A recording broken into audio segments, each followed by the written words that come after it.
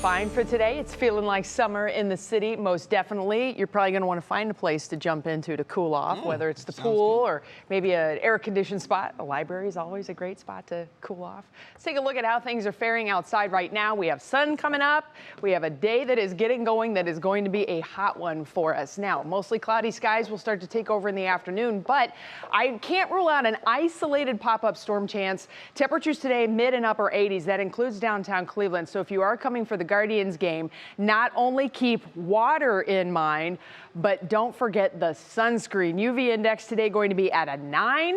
The burn factor is going to be high. And believe me, if you are out, you're going to be sweating. So make sure you continually reapply that sunscreen out and about. We're in the 60s right now in Northeast Ohio, but so are the dew points. Ugh. Temperatures and dew points, when they are close together, you feel every bit of that humidity, and we absolutely have a muggy afternoon on tap. As a matter of fact, this is not the only muggy afternoon we will have to contend with.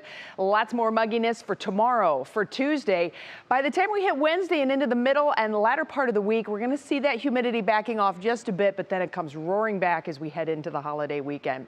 Mostly clear skies right now, but off to the west of us, there is a thunderstorm complex that is dying. It's trying to live its best life. It's just not doing a really good job of it so far. It is outrunning its energy source. However, we're going to reset the whole thing later today, and we'll have another round of storms firing up. Watch how this happens. This morning complex begins to fade as we get into the start of the day. Things get a little mixed up. But look at this evening. We get another round of storms that fire west of us and start to move in.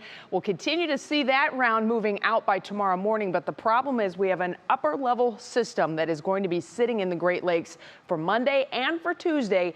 And my friends, that means that we have more thunderstorms on tap. Severe weather threats are a possibility later today. Damaging winds with that next complex, that evening complex that comes in.